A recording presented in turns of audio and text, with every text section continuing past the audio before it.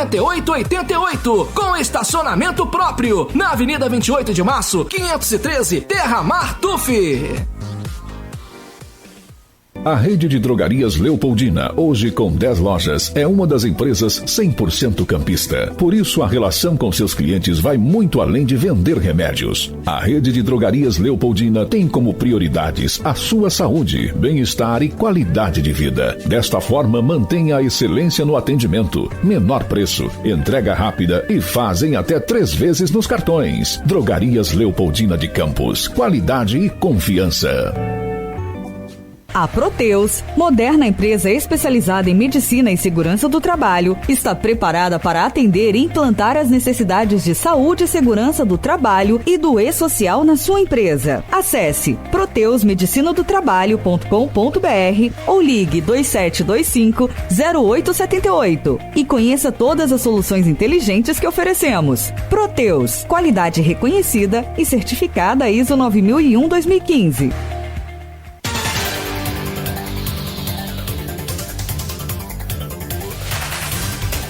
São 8 horas e 25 minutos, voltamos com Folha no Ar, primeira edição. E temos aqui no estúdio a presença da Juvândia Moreira, que é presidente da Confederação Nacional dos Trabalhadores do Ramo Financeiro e também da Comissão Executiva da CUT Nacional. Se eu falei alguma coisa errada, Juvândia, você me desculpe, tive que anotar rapidamente, mas eu acho que eu dei o sentido correto. Prazer ter você aqui, muito obrigado. E peço ao Arnaldo para começar o papo. Bom dia, Giovanni. Como a gente estava conversando aqui antes da gente entrar no ar, né? É a primeira vez que Campos recebe o presidente do CONTRAF para participação de um evento. Então, primeiro, é uma categoria grande dos bancários, né? Trabalhadores do ramo financeiro, aqui em Campos, Sindicato dos Bancários. Qual é a ideia desse evento e qual é a agenda de hoje que você tem em Campos? Bom dia, Arnaldo, bom dia a todos e todos os ouvintes. É um prazer estar aqui com vocês. Bom, eu presido a Confederação dos Bancários, né, nacional, e a gente tem aí em torno de 118 sindicatos. Campos é um sindicato importante. Aliás, nós temos uma convenção coletiva nacional. Então, todos os sindicatos são importantes para ter esse contrato nacional. E Campos tem um processo de debate, de formação, e a gente veio aqui fazer um debate sobre o mundo do trabalho, as transformações que o mundo do trabalho está vivendo, o movimento sindical, né? Você tem um projeto de lei, uma PEC para fazer uma mudança na organização sindical, então a gente também está debatendo esse tema. E também o que a gente precisa fazer para o Brasil sair da crise, né? Nós temos praticamente 13 milhões de desempregados, nós temos mais um tanto de gente que é chamada desalentada, que já desistiu de procurar emprego, e tem mais um tanto de gente que tem um emprego, que tem um trabalho, mas ele não é suficiente para sustentar, para o seu sustento ou sustento da família. Então só aí dá em torno de 28 milhões de brasileiros nessa situação. Então, assim, a gente precisa discutir como é que gera emprego, o que tem que ser feito para gerar emprego, que essa tem que ser a prioridade, né? Certo. Agora, a gente falando um pouquinho sobre essa questão de sindicato, como eu conversei com você aqui também antes da gente entrar, desde o governo Temer, a contribuição sindical ela deixou de ser obrigatória, né? Ela passou a ser facultativa. Quanto que isso influenciou na força do sindicato? Do Sindicato dos Bancários, como eu falei, parece ser um sindicato muito unido, a categoria parece ser muito unida e que se mantém aí uma certa estabilidade, embora com certeza deve ter tido queda. Mas como você também faz parte da CUT, quanto que isso influenciou nos sindicatos de forma geral? Veja, nos bancários, você tem sindicatos nos bancários que já não cobravam, passaram muito tempo sem cobrar a contribuição sindical. Mas nos bancários a gente tem hoje... na última RAIS, nós temos em torno de 453 mil trabalhadores em nível nacional. Só como bancário, né? Fora financiário, pessoal de cooperativa de crédito. O índice de sindicalização dos bancários é extremamente elevado e muito acima do que é a média nacional. Então, a gente tem aí em torno de 50% de sindicalizados. Na média nacional. Hoje, a média do Brasil é em torno de 14%. Então, assim, os bancários se sindicalizam, né?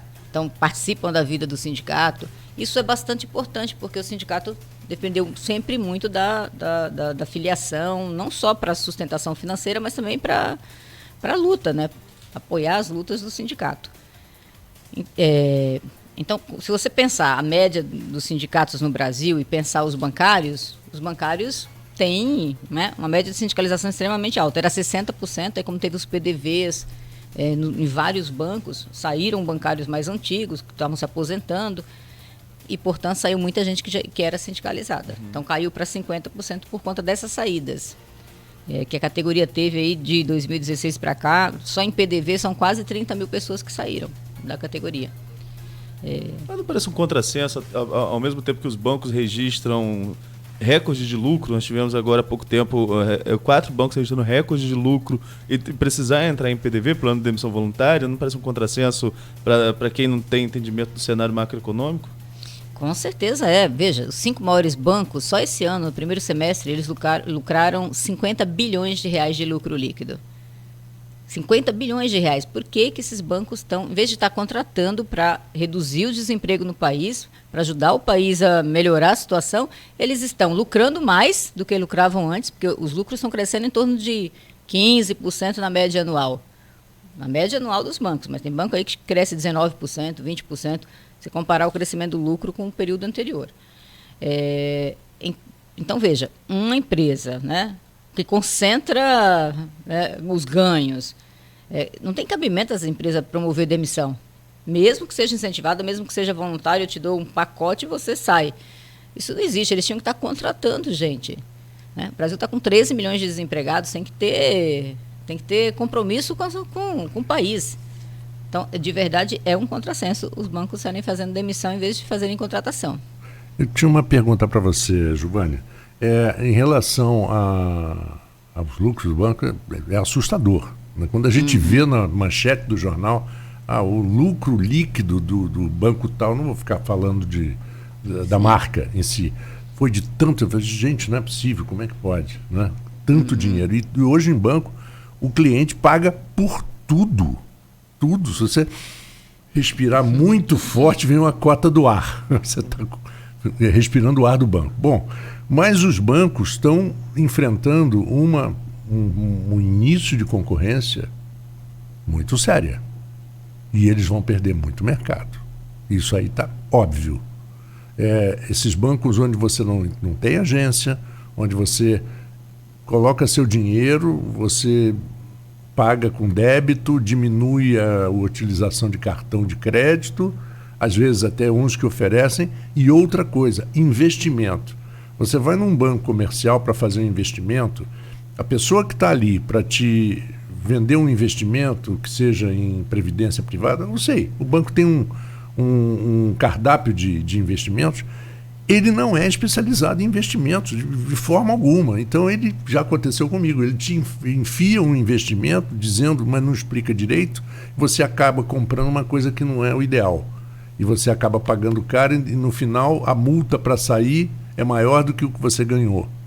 E estão surgindo os bancos de investimento específicos disso com orientação para fundos de investimento e tal. Como é que você acha que os bancos vão ter que se virar com isso? Porque a situação é séria. Bom, você falou algo que é muito relevante. Veja, uma parte desses bancos que você falou chama-se fintechs, né? Que são plataformas que são criadas, na verdade, por engenheiros de TI. Né? Quando eles contratam, eles estão contratando engenheiros de TI. Né? Que vai, é verdade, desenvolve uma programação e... Mas, veja bem, os bancos, eles lidam com os recursos da sociedade. Então, ele pega o teu dinheiro, o meu dinheiro, o dinheiro da Dona Maria do Seu José, ele capta esses recursos e ele trabalha com esses recursos. Né? E se esses recursos forem mal administrados, não tiver um controle, por isso que tem um Banco Central para regular. Né? E a regulação, até então, no Brasil, uma regulação era bem rígida. Não é à toa que a crise de 2007 e 2008, que começou no sistema financeiro americano, que não tinha esse grau de regulação, essa rigidez que a gente tem aqui no Brasil, por exemplo, exigência de capital, quebrou o mundo inteiro. Lá fora, hein? Muito mais. Quebrou o mundo inteiro. Né? Porque, veja, a crise econômica começou com os bancos nos Estados Unidos vendendo papéis que era, não era papel, papel falso, né, na verdade. Papel. Não tinha sustentação, eram casas vendidas para desempregados, gente que não tinha condição de pagar. Não tinha, como os americanos chamam, assets. Então, eles na verdade, criaram para o mundo todo uma quebradeira, né? Banco americano quebrando. Mas quem pagou a conta? Quem pagou a conta foram os trabalhadores do mundo que pagaram essa conta.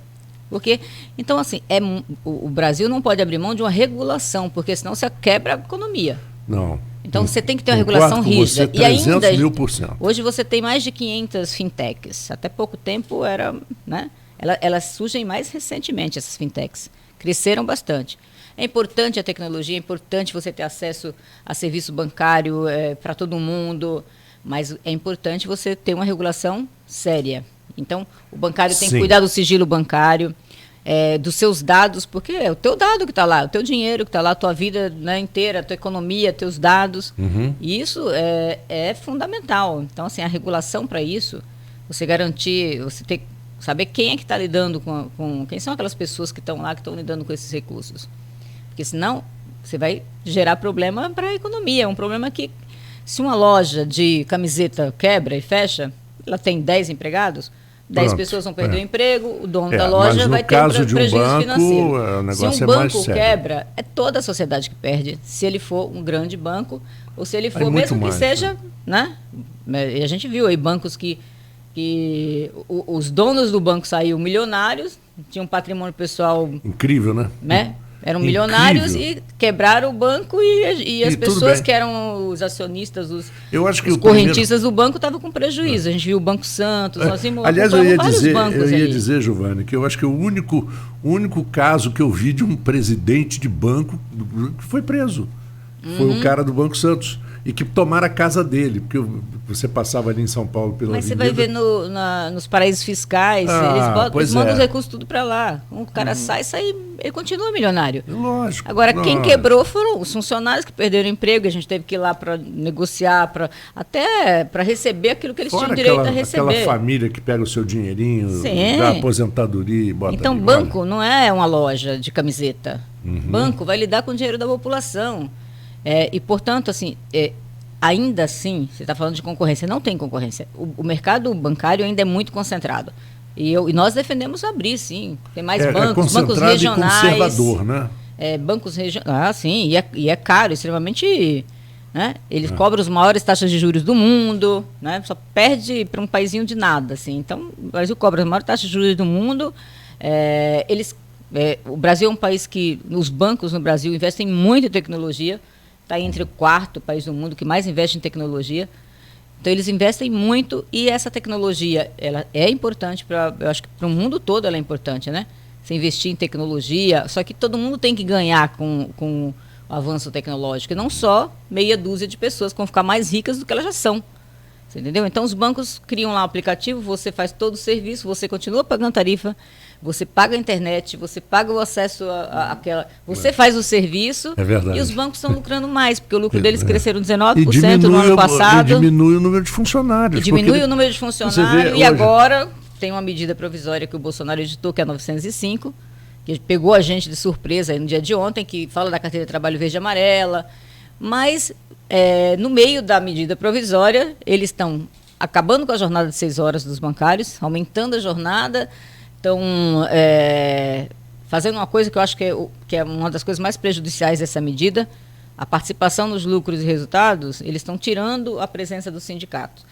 Você hoje negocia a participação nos lucros e resultados, você tem isenção, né, de imposto. Você não paga, as empresas que pagam a PLR, elas não pagam imposto. Então, como é que você vai permitir que elas façam esse acordo sem a presença dos sindicatos?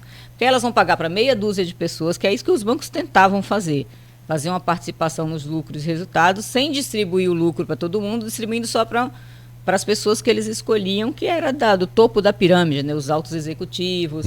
Aí esses recebem milhões e a maioria não receberia nada se eles fizessem sozinhos o programa.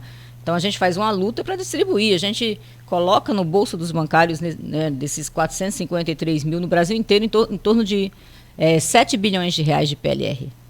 Imagina você pegar esses recursos e colocar só distribui na mão só de meia dúzia. Na mão de meia dúzia, dos gerentes, dos superintendentes, das pessoas dos Arnaldo, diretores. Eu só vou estender uma pergunta, depois eu passo para você. Sim. Uma coisa que é óbvio, que todos nós notamos, greves existem, é um direito do trabalhador, existem regras, evidentemente, a gente sabe disso e tal, mas a gente tem notado, eu pelo menos notei muito isso aqui em Campos, até desde 2012, que um dos sindicatos que mais se preocupa em fazer a coisa de forma correta é o sindicato dos bancários. Posso estar dizendo o sindicato assim, o nome errado, né? Mas o sindicato dos bancários de uma maneira geral. Eles avisam com antecedência, eles colocam os avisos nos bancos, os funcionários falam, olha, o senhor vai retira agora, porque na semana que vem ou na outra semana nós vamos estar em greve. E isso. Então, a população não é pega de surpresa. Entendeu? Sim. Não é como assim, de repente você sai de casa para trabalhar, hoje não tem van, hoje não tem ônibus. Mas saiu aonde? Saiu em lugar nenhum. Mas o sindicato dos bancários tem tido uma preocupação muito grande em comunicar suas ações. O que você acha que isso muda em termos de credibilidade do sindicato? Porque existem sindicatos, o meu sindicato, por exemplo, não tem credibilidade nenhuma. Né? Eu fiz parte do sindicato, eu não contribuía só, eu era sindicalizado e não sou mais.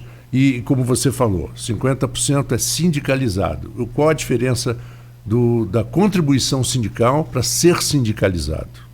Certo, aí volta um pouco até a pergunta do Arnaldo ali no começo, que é o fim. Nós entendemos o seguinte, que você tem que ter sindicatos fortes, né? Tem que ter sindicatos fortes. A legislação sindical, ela precisa de mudança? Precisa, mas isso tem que ser debatido com as partes. Não pode ser, eu vou lá e faço uma mudança para enfraquecer ou pulverizar os sindicatos e ter mais sindicatos do que a gente já tem e mais fracos, né? A gente tem que ter sindicatos grandes, fortes, unidos, como a gente tem na categoria bancária. Campos é um sindicato extremamente atuante, que tem... Por que tem um alto índice de sindicalização? Porque trabalha, porque vai aos locais de trabalho, porque conversa com os bancários, porque atua na sociedade, porque, enfim, defende os trabalhadores. Quem paga se sente retribuído. Mas é o seguinte, a gente tem um acordo coletivo que coloca, só por ano, a gente coloca em torno de 12 bilhões de reais no bolso dos bancários. Todo ano a mais, além do que ele já tem de salário, de direitos, todo ano a gente acrescenta de 9 a 12 bilhões de reais com o nosso acordo. Né? E é distribuído no Brasil inteiro. Esses valores as pessoas vão consumir, elas vão na loja e vão gastar, elas vão na escola completa do filho e vai gastar. Então isso vai ajudar a aquecer a economia, gerar mais emprego. Então quanto mais os trabalhadores têm emprego com direitos, com uma boa renda, isso ajuda o Brasil a crescer, ajuda a economia a crescer, ajuda a gerar mais emprego, ajuda o comércio a vender mais, ajuda a indústria a vender mais. Então isso é importante. Os sindicatos têm um papel importante. A gente precisa dos sindicatos, porque veja, lembra da greve dos caminhoneiros. Sim. A greve dos caminhoneiros parou o país inteiro. Né? E não tinha sindicato, eles não tinham organização sindical. Então, com quem que você negociava para acabar a greve? Com ninguém, porque você não tem sindicato. Você estava em greve, o país inteiro parado. Você não tem... Um caminhoneiro tinha expectativa de baixar o combustível, de aumentar o frete. Os donos das empresas tinham outra expectativa de negociar com o governo outra coisa. E cada um atirando ficaram do seu muitos dias em greve, a sociedade foi afetada, porém os caminhoneiros, aquele cara que tem um caminhão, que deixa a família, que vai trabalhar, que tem os filhos dele, ele não ganhou nada, porque o frete não aumentou e o combustível não baixou. Então, assim, veja, sem sindicato você tem um caos.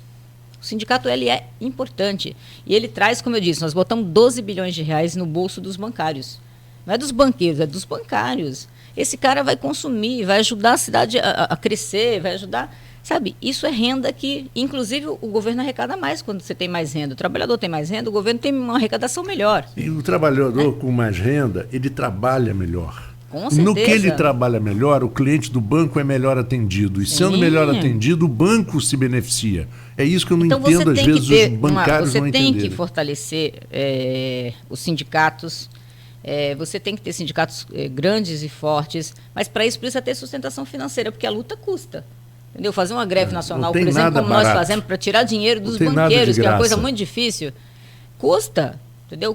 Custa caro você sustentar as estruturas, porque os sindicatos oferecem atendimento, pega aqui Campos, né? Você tem atendimento para o aposentado, tem atendimento para o pessoal que está na ativa, você tem orientação, o tempo todo você está... A categoria bancária adoece muito por estresse, depressão, síndrome do pânico, e a gente tem que orientar esses trabalhadores. Os bancos, quando a pessoa não consegue mais, quando está em crise, eles vão lá e demitem, trocam, substituem. Então o sindicato vai lá e impede isso, garante os direitos. Então, se o sindicato tem uma importância, tem uma atuação e um papel fundamental para os trabalhadores e para a sociedade. Então, como é que a gente faz para fortalecer os sindicatos, para que tenham negociações coletivas fortes, os jornalistas tenham isso, para que os bancários tenham, para que, né, os metalúrgicos tenham, os químicos, enfim. Como é que a gente faz para que todo mundo tenha, os comerciários, porque todo mundo ganha, o comércio ganha, a indústria ganha. Quando o trabalhador tem renda, tem dinheiro no bolso, todo mundo ganha. Economia ganha, né? Ele movimenta a economia no bom sentido. Você não pode só deixar concentrar renda. Então, assim, acabar com o imposto sindical, nós nunca defendemos o imposto sindical. A CUT nunca defendeu, porque ele era obrigatório. Mas ela defende uma sustentação, ela defende que as assembleias possam decidir, que você tem uma taxa negocial quando você fecha um acordo coletivo, porque todo mundo, imagina, todos os bancários do Brasil receberam esses valores que eu te falei aí da PLR ou do acréscimo do salário. E das estabilidades que a gente conquistou, mas só vai pagar o sindicalizado pela luta? Então, eu sou oportunista, eu recebo tudo, mas eu não contribuo em nada para o meu sindicato. Então, tem que ter. Então, assim, nós, por exemplo, temos uma taxa negocial. E a gente debateu com a categoria, as assembleias são assembleias participativas, com muitos bancários presentes, e a gente discutiu com eles, e eles aprovaram. Entendeu? Então, tem que ter, a lei tem que permitir que você tenha, não é um imposto, uma coisa obrigatória, mas é algo que é resultado da tua negociação coletiva, é resultado da luta que o sindicato fez, que todo mundo vai se beneficiar.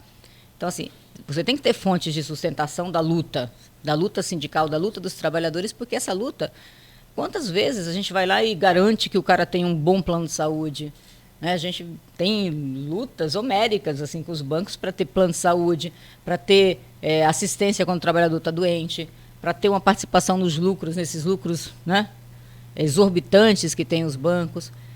E isso é bom, isso é importante, porque não é só os bancários que ganham, ganha toda a sociedade quando os trabalhadores têm direitos e conquistas.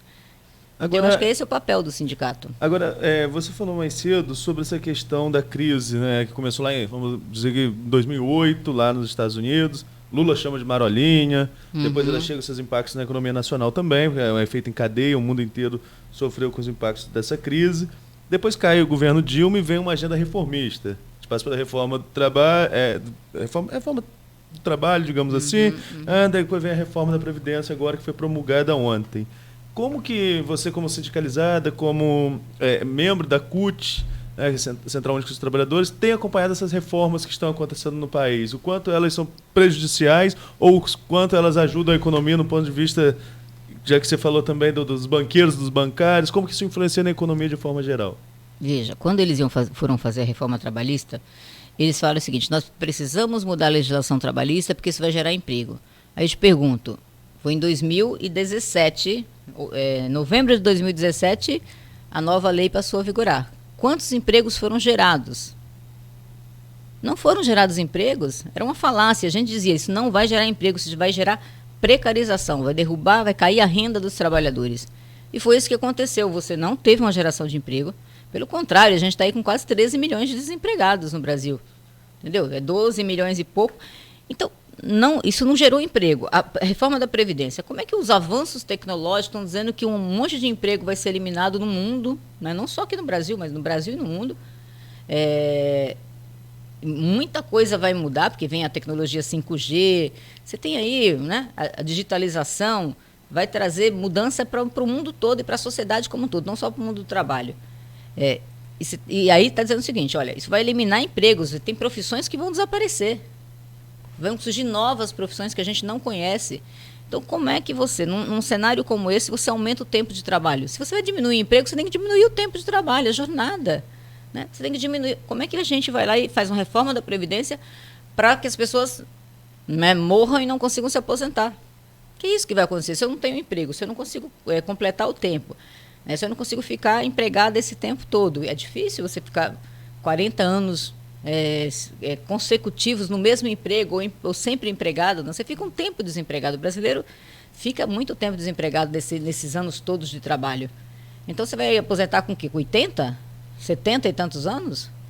Você entendeu? Então, isso, nós sempre nos posicionamos contrários porque a gente quer debater o que gera emprego e renda, como é que vai ser a sociedade do futuro. A gente tem que começar a debater agora que profissões são essas que vão surgir, como é que a gente investe em ciência e tecnologia, pesquisa, para que o Brasil entre nessa nova era de forma planejada, né? Investindo em educação. A gente está vendo o contrário.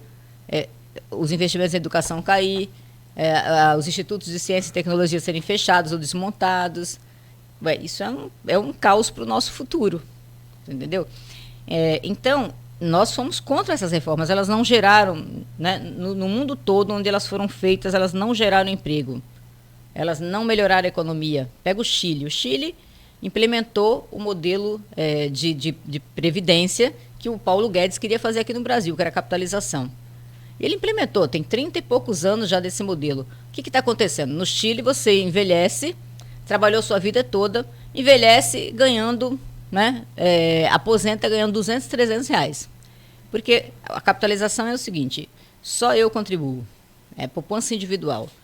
Que eu contribuir, 30% vai ficar de taxa de administração para o banco que administrou meu fundo. 30%. Se eu contribuir com 100 reais, 30 reais vai ficar para o banco. Eu vou levar só 70 quando eu me aposentar. E eu só posso retirar isso quando eu aposentar. Se eu ficar desempregado, o dinheiro fica lá. Aí ninguém contribui. O governo não contribui e o empresário não contribui. Só eu contribuo. Chega lá no final da minha vida, quando eu aposento, eu vou ganhar 300 reais ou 200 reais de aposentadoria. É isso que está acontecendo no Chile. Aí o idoso aposentou, ele vai depender da família, dos filhos, para sobreviver. Então, o suicídio de idoso no Chile é altíssimo.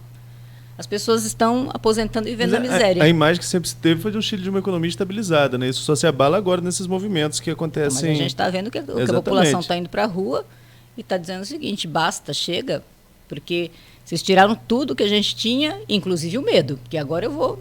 Aí está indo para o tudo ou nada.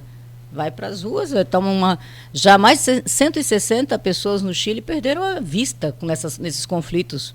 A polícia atirando nas pessoas. Mais de 20 pessoas morreram, foram assassinadas nos conflitos no Chile. Por quê? Porque as pessoas estão questionando essa política econômica que eles estão querendo implementar aqui, que não vai dar certo. Né? Aumentar o tempo de aposentadoria, impedir que as pessoas se aposentem, tirar direitos. É o Chile. Eles querem fazer uma reforma sindical e querem copiar o modelo chileno. O modelo sindical chileno é extremamente fraco.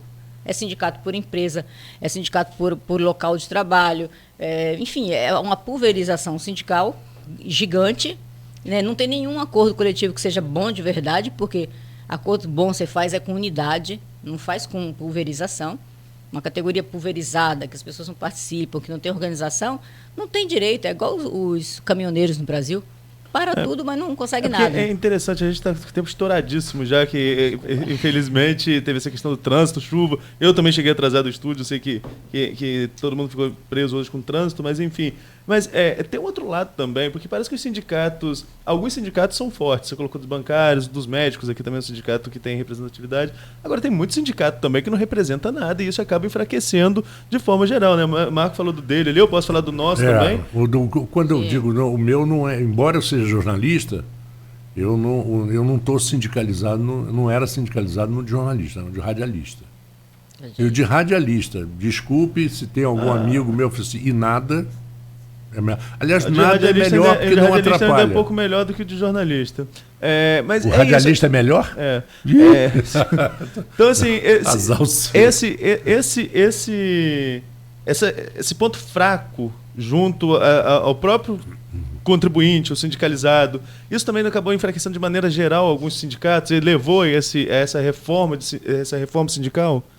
Não, veja, o governo quer fazer uma reforma sindical porque ele quer pulverizar o sindicato, enfraquecer os sindicatos, ainda mais. Mas para a população aceitar isso... O modelo atual, ele não é... Nós temos críticas ao modelo atual. A gente defende a liberdade sindical, mas com unidade, não com pulverização. A gente defende o seguinte, nós não defendemos imposto sindical, porque está lá na lei, é imposto. A gente defende que o trabalhador defina. Então, se seu sindicato é forte, trabalha, atua, você vai numa assembleia e você aprova uma contribuição negocial. Você viu que ele trabalhou, que ele batalhou, que ele está indo no local de trabalho, que ele conquistou, você vai lá e você aprova tranquilamente. Se você viu que o seu sindicato não aparece, não organiza, não faz nada, você vai para um sindicato que é forte, entendeu? Você vai querer se agrupar, você vai cobrar que o seu sindicato seja forte. Por isso que a gente, que atue, que preste contas do que ele está fazendo, do trabalho dele, tem que ter transparência, tem que ter...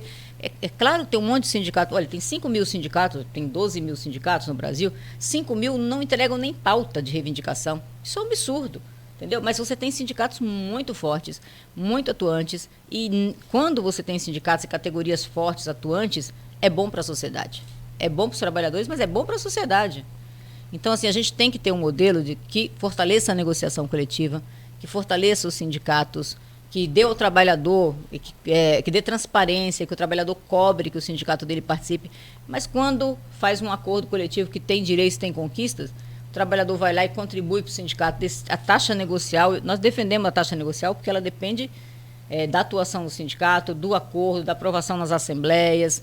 É isso, sabe? Para você não ter sindicatos que, né, são cartoriais, mas para você ter de verdade sindicatos fortes que vão trazer para o país, para a democracia, um fortalecimento. É isso que tem debate hoje, então, às 7 horas. Esse fortalecimento, às 19 horas, né? Foi ontem. Ah, foi ontem às 19? Ontem. Eu tô pensando... Eu peguei o release só hoje para ler. Então, foi ontem às 19. Foi esse debate que aconteceu, então, ontem no Sindicato dos Bancários, né? Foi esse debate. O que vai ser do mundo do trabalho, o que a gente precisa fazer no Brasil para sair da crise, que é gerar emprego e renda, precisa ter investimento público, precisa usar os bancos públicos, precisa ter crédito para a população.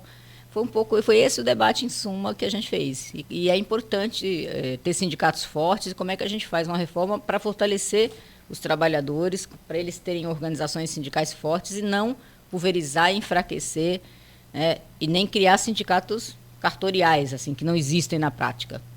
Marco. Eu agradeço demais a Juvândia. Juvândia, esse é um assunto que é bom até você se levar sempre, né? Sempre renovar as coisas, porque, como você falou, só um sindicato que age de forma correta e, como você falou, que se faz presente, que vai conquistar a credibilidade dos seus sindicalizados, porque, senão, como você falou, sindicatos que não servem, ou que são cartoriais, que não servem para absolutamente nada e que defendem interesses de um ou dois. Isso aí realmente não dá. E nesse ponto, o sindicato dos bancários está de parabéns, porque, pelo menos, por mais crítica que a pessoa possa ser, ninguém pode dizer, hoje tem greve dos bancários, eu não fui avisado. Mentira. O anúncio, um mês antes, já está se falando, já está se dizendo, e a população sabe o que tem que fazer e normalmente apoia. Normalmente apoia. Bom, muito obrigado pela sua presença. Eu que agradeço. As portas estão abertas na Folha FM e você vai viajar, né? Vou viajar então, agora. Boa viagem para você. Obrigada e um bom dia para todos. Muito obrigado. Vamos então a um pequeno intervalo e já nós temos Aliás, vamos então direto da redação. Peraí, deixa eu só abaixar aqui o nosso Facebook, porque tem sempre um delay. Vamos ao direto da redação com a Maria Laura Gomes e voltamos dentro de instantes.